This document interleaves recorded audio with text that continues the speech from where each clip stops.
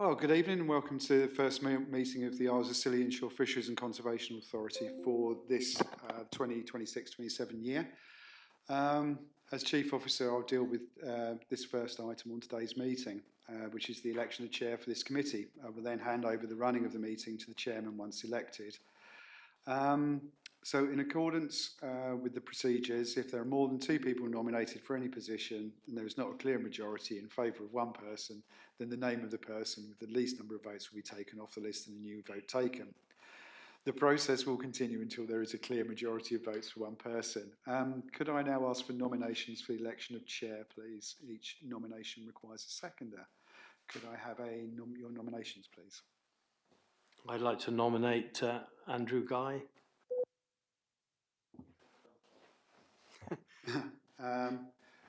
Do we have a seconder? Yeah, can I second that one? Cool. Do we have any other nominations? Take that as a no. So all in favour of Councillor Guy? Carried. Chairman, would you like to come and take over?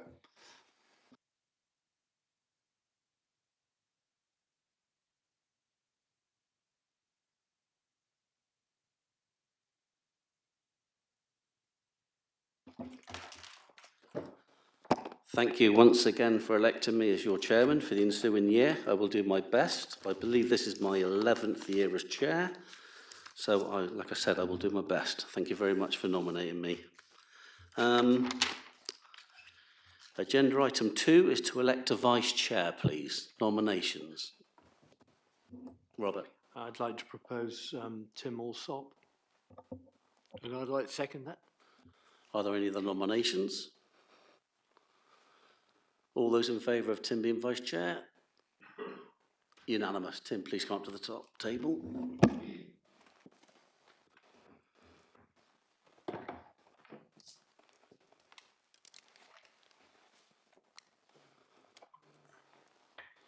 Welcome. Thank you. Declarations of interest, please. Chair, commercial fisherman. Part-time commercial fisherman. Non-pecuniary as a non-commercial fisherman. Once my boat gets in the water. Thank you. Harry's not coming. To consider the draft minutes of the last meeting, please. Have we got a proposer and a second? Everyone happy with the minutes? Jules? I'd like to suggest a correction in the apologies on the first page of the minutes. It's got Daniel Moore.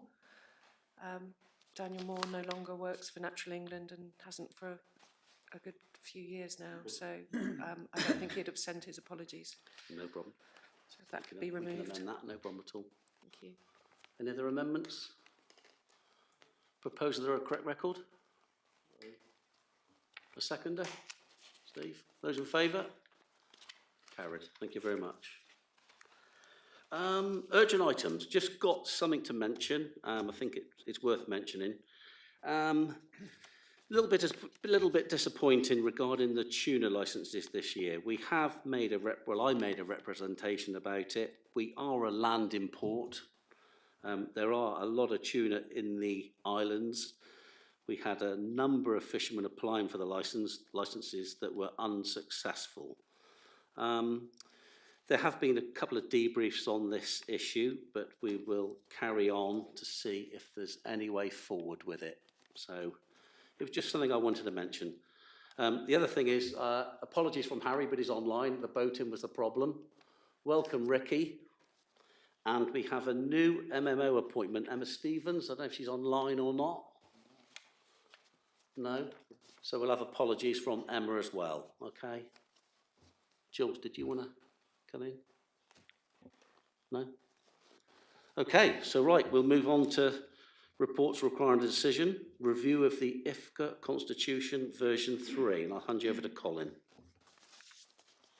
Being this is the first meeting of the year in the AGM, this is a standing item. Just a quick, obviously we are bound to review the Constitution every year, and putting out for this meeting, to discuss, and if anybody had any amendments they considered be, appropriate for the Constitution, or whether it go forward, prove the Constitution as it is. Steve? Well, I'd like to propose that we do carry on. I just make two brief points. 7.1, I think that's interesting that we are a standalone committee and it is built into our constitution. And the second one, and really it's 12.1, the second bullet point. I think that paragraph there sums up the ethos of the IFCA in its entirety. I think it's the most important paragraph in the whole document, but it does sum up what we stand for, and the balance is the main word, I think, in that paragraph. The balance between the social and economic benefits, including the marine environment as well. So that sums it all up for me. There's only need for one paragraph. Thank you for them kind words. Yeah. On the balance bit, it's the balance is actually between the needs of different persons engaged in the exploitation of sea fishery resources in there,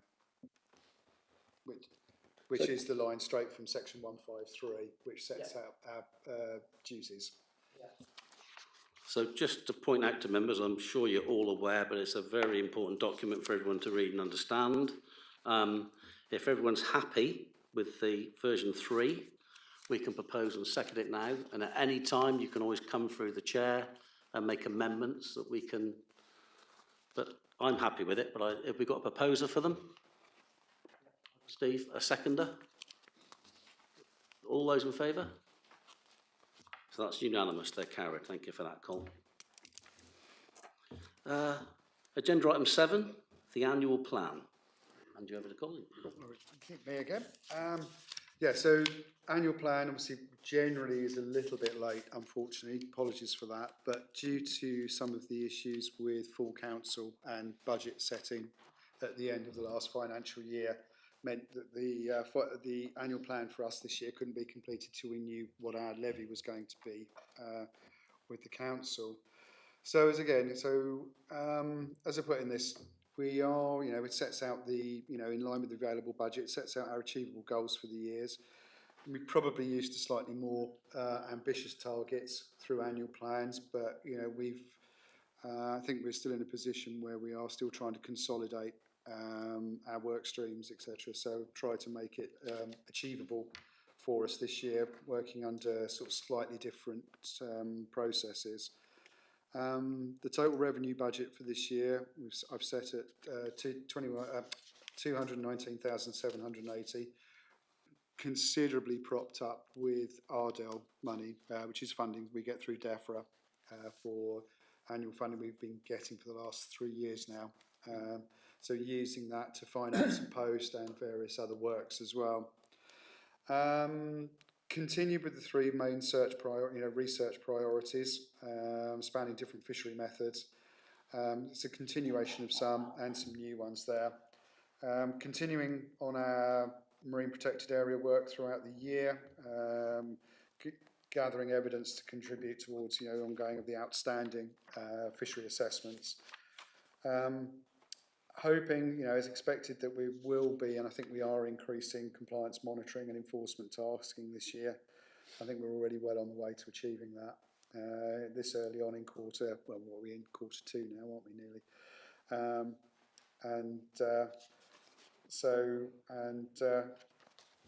With the incoming potential with IVMS, that will enable us to be much more, effective and targeted over the time. So basically, So does anyone have any comments on the annual plan as to whether it's requiring any amendment or whether we can consider it suitable to forward to DEFRA? Steve? Yes, just a brief comment on 5, research objectives. But right at the bottom of the page, it said about the much uncertainty of traditional crustacean fisheries because of the octopus. Any thoughts that the possibility of an emergency bylaw, as you've done in Cornwall? The emergency bylaw is vessel based and was very much about crustacean, sort of like a precautionary measure for crustacean fish. The potential impact. So we'll have to look at it. basically. It's got to be, you know, we've got to find a need for it. Do we think there's that at the moment?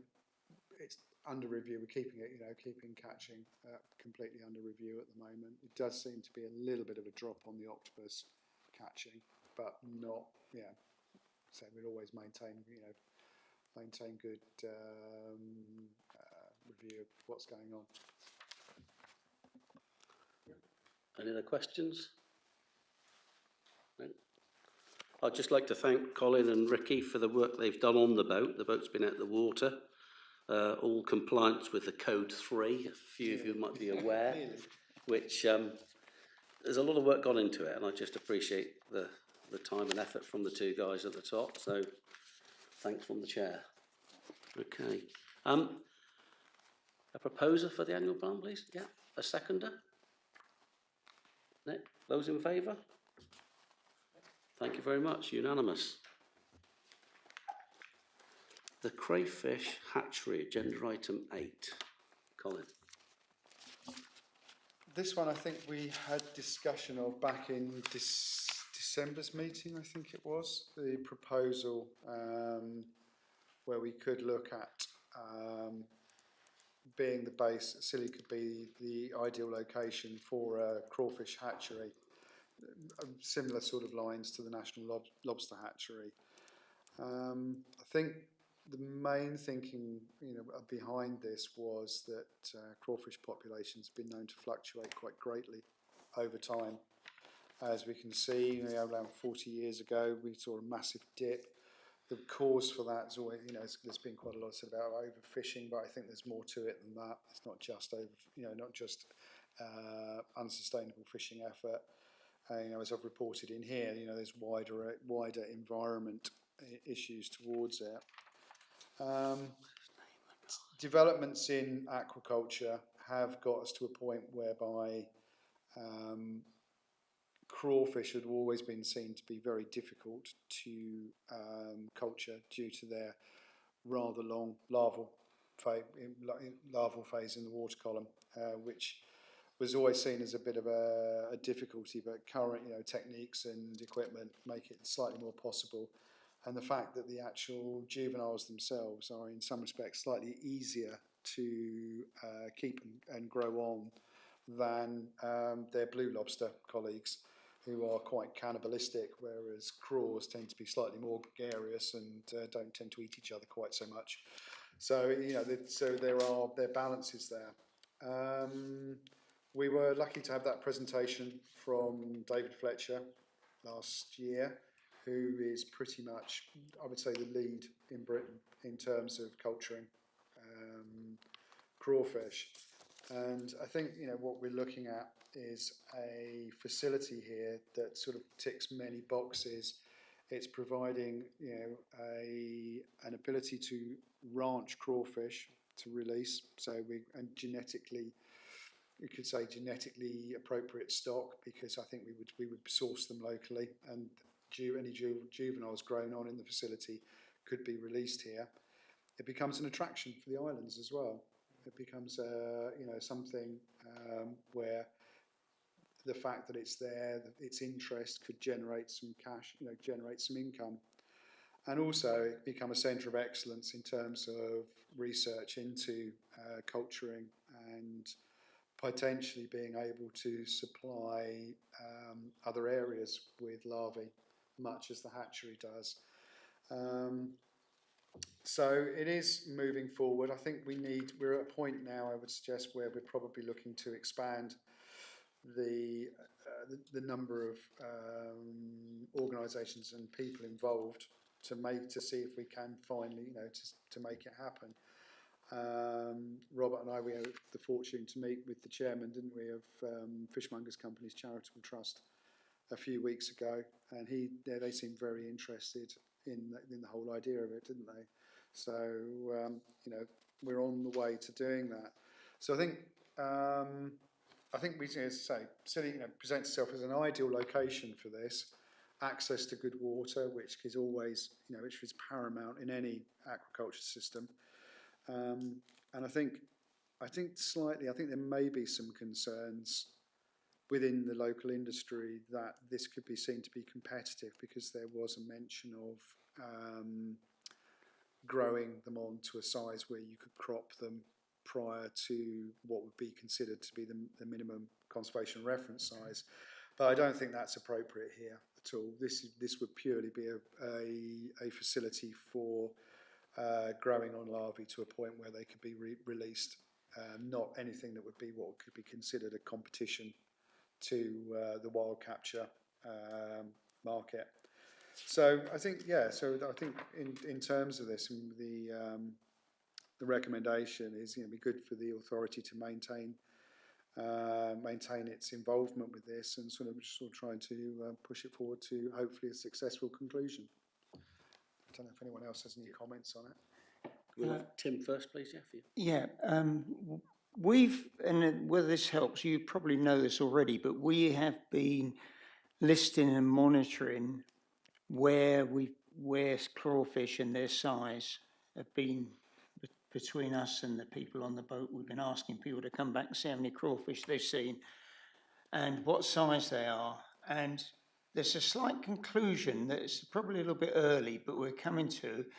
There are some places in the islands which suit the juveniles really well, and they're places that have a rocky reef and have got like deep cracks in the reef, and you'll find them in there. Those that have got more solid reef, we don't see any. So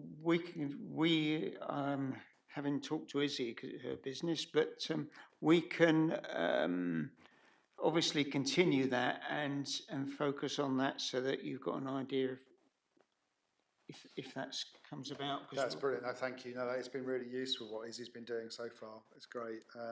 And yeah, like you say, with work we've done, previous work I've done, we're showing definite change in size distribution in shallower water to deeper water. Yeah.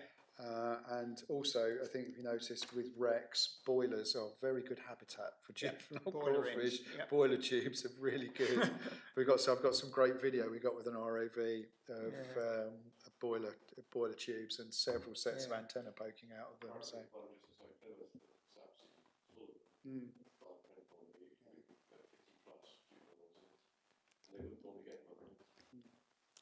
Robert. Yeah, thank you, Chair. I'd just like to endorse the comments that our Fisheries Officer has put in the report. I think it should be mentioned that the reference to culturing, if you like, small crawfish for sale was just an idea that the scientist David Fletcher, who's been helping us with this, thought would make some money to sustain the project. But we did consult with some fishermen, the Fishermen's Association, and as Colin said, I don't think we should be looking at that at all. And in fact, I think the fishermen should lead on this project if they're minded to, and give us the direction, if you like. Because for me, I've been working on this with our Fisheries Officer and with David Fletcher, the scientist, and because I'm very keen, I think it's a very good opportunity for the islands to actually do something more scientific and create jobs for our young people, and I think it could be a really good centre of excellence. But we do not want to conflict with fishermen and their need to catch crawfish in the wild. We just, in my view, we need to just try and ensure that we don't lose our crawfish fishery again, that we can try and culture these crawfish, release them into the wild here for our fishermen in the future, and to conserve crawfish. Because as Colin has also mentioned, we've seen over the years, peaks and troughs where we've had an abundance, and then for many years we lost them altogether, and we thought we would never ever replenish. And so I think to make sure that doesn't happen again, this would be a really good initiative for us to follow. I hope the IFCA will agree with that. I would just say, Mr. Chairman, that I have a slight amendment, an addition to the recommendation when the time comes, when people have finished asking questions, and if indeed they are minded to move forward with this. Thank you. Okay, thank you. Are there any other questions? Harry, no? Steve, no? Would you like to add your recommendation to the recommendation then? Thank you, Chairman. The addition is that the IFCA provides a secretariat for the initial setup of the project and oversees the setup of a working group for the project. I'm happy with that recommendation. Have we a proposer for that? You're proposing it, Robert, as well. Propose, Sorry, and a then seconder you need then. a second. Steve, You're next. more than happy to Yeah. second that. Is everyone happy with that proposer? Yeah. Nick? Yeah, so long as the fisheries officer feels we have the available time to do it, that would be the only caveat I would guess. But I agree that it's worth proposing. I think in some respects it's just formalising what we're already doing anyway. Yeah. So it's just making sure it's bringing it as the commit, the authority formalising what the actions they'll probably be taking anyway. So. Yeah, I'm more than happy to be on the working group as well, which was mentioned. I think one of the most optimistic bits is paragraph 13, a target of producing 3,000 to 6,000 juveniles per annum is should not be unachievable. I think that's really positive. Okay, so we'll go for the proposal and the seconder on the amendment. All those in favour? Any against? Any abstaining? That's carried unanimously. So I think now, as Steve has already intimated he would like to be on the working group, we can appoint Steve to the group. Is there a fisherman that would be interested in? Nick? We've got Harry. Where can we find one? I don't think I count as a fisherman anymore, Andy. Right, of course, you're on the hold. Yeah, I'm happy. So if you're happy, Robert, I think we are as a committee that you've got a fisherman and an MMO appointment to go on the working party. If you need any help, you can come to me and Tim, I'm sure. So I mean, I'd like to be involved as well, if possible. I don't know if any technology skills might come in handy. yeah, Well, that would be brilliant, Mr. Chairman, if Harry Legg would as well. And I would also ask your Vice Chairman if he'd like to be involved, because I think his knowledge and help would be hugely helpful. no problem. Okay.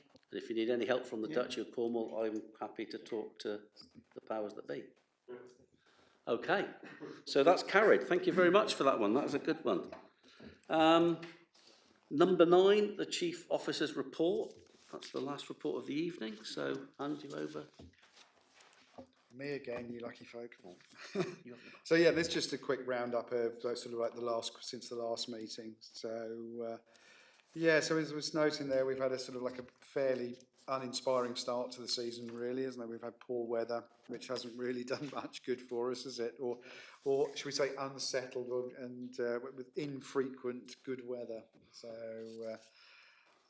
yeah, so things have been a little bit different to last few years anyway. As it stands, we've had no further applications for permits under the fishing gear permit bylaw. So those that were issued, I think now are 12 months, so they're halfway through their life. Only one of them has been exercised to this point at the moment. I have issued 2 dispensations this year to both to CFAS actually for they have annual survey projects that they submit every year. probably the most important and the one that might be highlighted to you guys, to anybody, is the one with the Western Channel Sold and Place survey where they used twin beams. It's actually on a commercial fishing vessel that they do that one. It's part of the IC stock assessment work. So we get the additional data from that one as well, but I do keep in contact with the association just so they know that is, when they see a 24-metre beamer working in the district, that it's actually done survey work. At the time of writing, I did mention there may be some resolution with the IVMS issues regarding suckerfish. That is now pretty much on the resolve now. The MMO have found have an agreement with another supplier that will be that is type approved, and they are now offering, I think, until I think it's the 16th of July registrations for having existing suckerfish units replaced. So as I put in there, it was all rather timely that we did have an amendment to the permit conditions for the fishing permit bylaw, because now any new device that comes online is actually compliant with the bylaw. So hopefully we'll be moving closer to the statutory instrument that will bring in IVMS into law. At the point of writing, we had issued 79 tags. I think there's been a few more on that now. If I could just bring Rick in. Did you want to give guys just a quick indication? Obviously, my thanks to Rick for managing this one on our behalf. Yeah, there's a steady flow of recreational tags being bought, so the uptake's been really good. I think we've sold another 10 or 12 issued rather than sold. So yeah, it's looking good. But given this morning's activity, we could have done with selling another 4, wasn't it? Yes, it was. But this morning. Yeah, so backing on to Andy's point earlier, it's on there. Despite the increase in UK quota for Atlantic bluefin tuna, and the increase in commercial license is rather disappointing that we didn't have one. We didn't have one issued here, or at least one issued here. But I think we'll just maintain communication with the MMO to see if that can be resolved. It does seem it is apparently drawn, like effectively a lottery draw. But very disappointing that we are not having the opportunity to exploit that fishery here. Having had 2 years of pollock as an unavoidable bycatch only, we're now on a quite reasonable quota on 2.5 tonnes a month this month for over 10s, and next month for under 10s. So at least it does give us a bit of an alternative to a bit of a lack of shellfish in places. So, and again, building on sampling work we undertook last year, this is now continuing from now. We've got earlier start this year, and I think the most notable changes noted in the report is that we've got this massive increase in octopus this year at this time of year. We didn't see it last year until end of August, beginning of September, really, wasn't it? Yeah, it was. I think it was pretty noticeable, wasn't it, after that period of poor weather where everybody missed the tide and came out, and there they were. But this has been much earlier. It has, in some respects, it's been quite a lucrative catch. But the impact of the impact to crustacean species is yet to be determined. So again, thanks to Chesn for putting those bits and pieces together for us on that and carrying on with the sampling work. There have been talk of, even some people suggesting they might reduce their effort because concerns of attracting shellfish into pots, and therefore, potentially, with the shellfish in the pots attracting octopus in there. I mean, we have seen evidence of some places people using plastic lobsters as bait for octopus. Yeah. Not here, no, but in other places, yeah, using plastic lobsters for bait. But, Yeah, I'm not sure. That's, you know, early indications are crawfish don't seem to have been quite as impacted at the moment, although I believe potting might be a little tricky for them. In that I think possibly if an octopus has gone in there, I don't think they're going to go in there after. They're not going to go in there. We're now tagging crawfish this year's study. We started to get some away. I don't know what the total figure is we've got away at the moment, but we've done, I think the last couple of days as part of the sort of like, inspections at sea, we've just tagged and released about another 30 this week. So that's moving forward.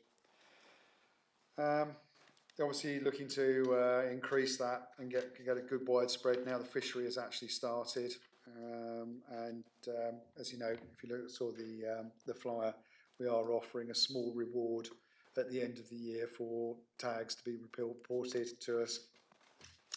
So 2 that will be withdrawn at the association Christmas dinner. We went back on the mooring in April when the harbour was ready for us, and we've had several patrols since then. Again, as it says there, the aims of each patrol depend on the number of crew available. We are bound to have a minimum of 2 crew left on board if there's a transfer of crew, transfer of personnel at sea. So to do, to do any boardings, we do need a crew of 3 to do that. Other than that, as you can see, focusing on compliance with the recreational fishing gear permit bylaw when we're not, and also just maintaining patrols along the 6 mile limit, just to ensure everything's right. Getting close to Workboat Code 3 deadline, which is December, but we're well ahead. We're pretty good on that. As I say, we've just had the works carried out last week, so the noise issue is now gone, and I have to say it's rather nice not to be deafened and and be able to communicate, although Ricky's not quite so keen on it because he has to listen to me all day now. So again, because potentially the patrol boat isn't as operational as it has been in the past, we have had issues with flattening the batteries with rainfall, with the bilge pump. So Rick has now installed a solar powered trickle charger, which has seemed to be holding on quite well. And just time will tell, isn't it? It's been a bit of a dry period since you put that on there typically, isn't it? So we'll see how that's working, and okay, patrol activity will continue as weather and crew are available, and focusing on the usuals. Any questions? Yeah, I've got a couple of things, Carl. Firstly, I'd like to thank Richard Mills and Cheshunt for the extra hands on the boat from the chair. They're vital to the running of the boat, and I'm sure they're an asset to you as well. So I'd just like to mention that. It's a shame tonight we haven't got Emma Stevens here, but obviously there's reasons why, because she gave her apologies. Just something I wanted to ask you, and probably put you on the spot, is regarding the pollock limit for hobby fishermen. Can I ask you the question if it's in place, please? It isn't. The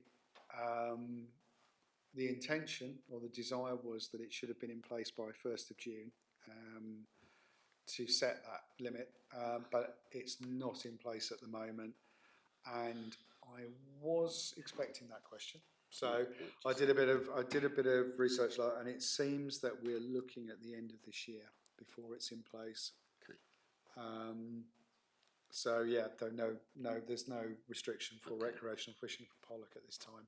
I think it was a valid point to bring up, especially for the public record, that at the moment it is not in place, because there has been confusion around the islands. Yeah, and we were in a position, I mean, we were ready to go, Ches and Rick had sorted out posters, ready to go, put them up there so everyone, could, would know, and we were waiting and waiting. There's been no announcement of, of that. I would assume it would come in as a statutory instrument if it's going to be against, the person, as it were, rather than a licence condition. Okay. Nick? Just a matter of interest on pollock. In the last couple of weeks, I've caught, I don't know, perhaps half a dozen, sort of £7 or £8, and I haven't seen them for 5 years plus, I reckon. So I'm hoping the ban has actually done some good. I mean, I was all in favour of the ban. Yeah. Because it was getting so difficult to catch decent sized fish, and I'm starting to see them again. Thanks for that info. That's a good news story again, isn't it? Any other questions for Colin?